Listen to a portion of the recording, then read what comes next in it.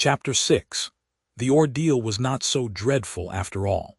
Dr. Trent was as gruff and abrupt as usual, but he did not tell her her ailment was imaginary. After he had listened to her symptoms and asked a few questions and made a quick examination, he sat for a moment looking at her quite intently. Valency thought he looked as if he were sorry for her. She caught her breath for a moment. Was the trouble serious? Oh, it couldn't be, surely.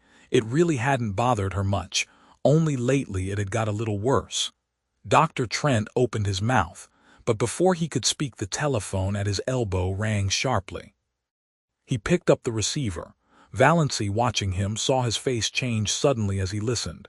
Low, yes, what? Yes. A brief interval, my God. Dr. Trent dropped the receiver, dashed out of the room and upstairs without even a glance at Valency. She heard him rushing madly about overhead, barking out a few remarks to somebody, presumably his housekeeper. Then he came tearing downstairs with a club bag in his hand, snatched his hat and coat from the rack, jerked open the street door and rushed down the street in the direction of the station. Valency sat alone in the little office, feeling more absolutely foolish than she had ever felt before in her life. Foolish and humiliated. So this was all that had come of her heroic determination to live up to John Foster and cast fear aside. Not only was she a failure as a relative and non-existent as a sweetheart or friend, but she was not even of any importance as a patient. Dr. Trent had forgotten her very presence in his excitement over whatever message had come by the telephone. She had gained nothing by ignoring Uncle James and flying in the face of family tradition. For a moment she was afraid she was going to cry. It was all so ridiculous. Then she heard Dr. Trent's housekeeper coming down the stairs. Valency rose and went to the office door. "The doctor forgot all about me," she said with a twisted smile. "Well, that's too bad," said Mrs. Patterson sympathetically, "but it wasn't much wonder, poor man.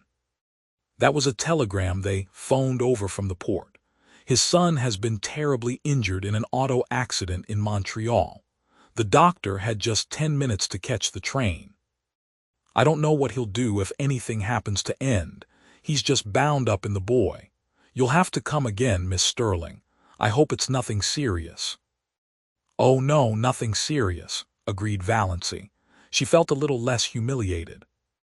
It was no wonder poor Dr. Trent had forgotten her at such a moment. Nevertheless, she felt very flat and discouraged as she went down the street. Valency went home by the shortcut of Lover's Lane. She did not often go through Lover's Lane, but it was getting near supper time and it would never do to be late. Lover's Lane wound back of the village, under great elms and maples, and deserved its name. It was hard to go there at any time and not find some canoodling couple, or young girls in pairs, arms intertwined, earnestly talking over their little secrets. Valency didn't know which made her feel more self-conscious and uncomfortable. This evening she encountered both. She met Connie Hale and Kate Bailey, in new pink organdy dresses with flowers stuck coquettishly in their glossy, bare hair. Valency had never had a pink dress or worn flowers in her hair.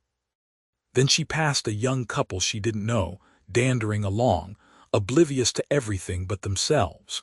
The young man's arm was around the girl's waist quite shamelessly. Valency had never walked with a man's arm about her. She felt that she ought to be shocked. They might leave that sort of thing for the screening twilight at least, but she wasn't shocked. In another flash of desperate, stark honesty, she owned to herself that she was merely envious.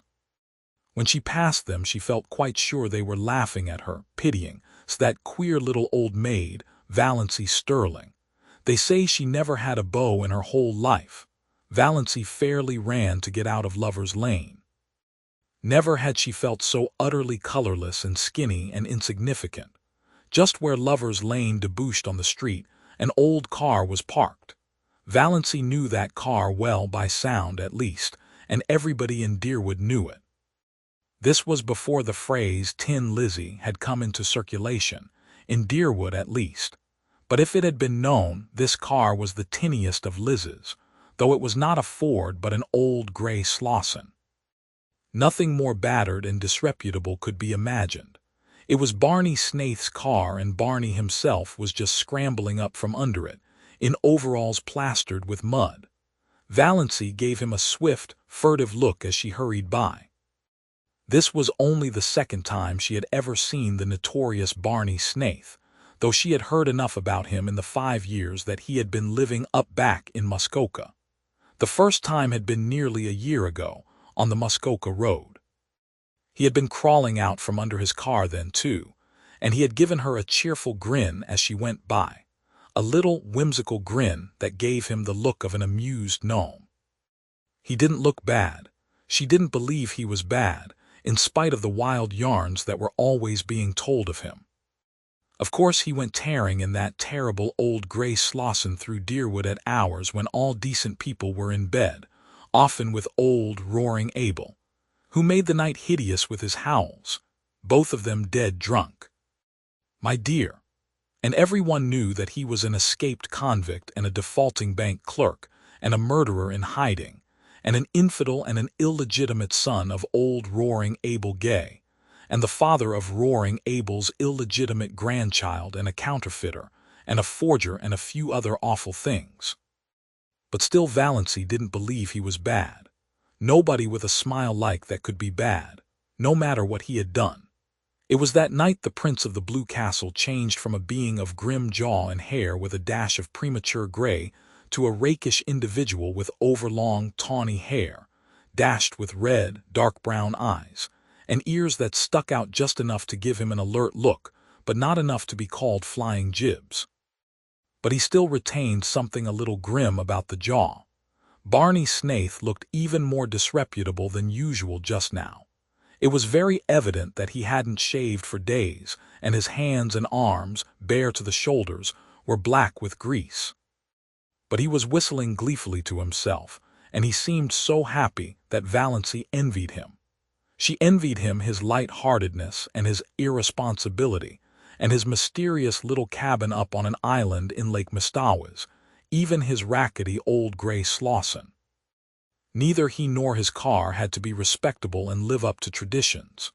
When he rattled past her a few minutes later, bareheaded, leaning back in his Lizzie at a raffish angle, his longish hair blowing in the wind, a villainous-looking old black pipe in his mouth, she envied him again. Men had the best of it, no doubt about that. This outlaw was happy whatever he was or wasn't. She, Valancy Sterling, respectable, well-behaved to the last degree, was unhappy and had always been unhappy. So there you were. Valancy was just in time for supper. The sun had clouded over, and a dismal, drizzling rain was falling again. Cousin Stickles had the neuralgia. Valancy had to do the family darning, and there was no time for magic of wings. "Can't the darning wait till tomorrow?" she pleaded. "Tomorrow will bring its own duties," said Mrs. Frederick inexorably. Valancy darned all the evening and listened to Mrs. Frederick and Cousin Stickles talking the eternal, niggling gossip of the clan, as they knitted drearily at interminable black stockings. They discussed second Cousin Lillian's approaching wedding in all its bearings. On the whole, they approved. Second Cousin Lillian was doing well for herself. "Though she hasn't hurried," said Cousin Stickles. "She must be 25. "There have not, fortunately, been many old maids in our connection," said Mrs. Frederick bitterly. Valancy flinched. She had run the darning needle into her finger. Third Cousin Aaron Gray had been scratched by a cat and had blood poisoning in his finger. "Cats are most dangerous animals," said Mrs. Frederick. "I would never have a cat about the house." She glared significantly at Valancy through her terrible glasses. Once, 5 years ago, Valancy had asked if she might have a cat. She had never referred to it since, but Mrs. Frederick still suspected her of harboring the unlawful desire in her heart of hearts. Once Valancy sneezed. Now, in the Sterling Code, it was very bad form to sneeze in public. "You can always repress a sneeze by pressing your finger on your upper lip," said Mrs. Frederick rebukingly. 9:30 and so, as Mr. Pepys would say, to bed. But first Cousin Stickles' neuralgic back must be rubbed with Redfern's liniment. Valancy did that. Valancy always had to do it. She hated the smell of Redfern's liniment. She hated the smug, beaming, portly, bewhiskered, bespectacled picture of Dr. Redfern on the bottle. Her fingers smelled of the horrible stuff after she got into bed, in spite of all the scrubbing she gave them. Valancy's day of destiny had come and gone.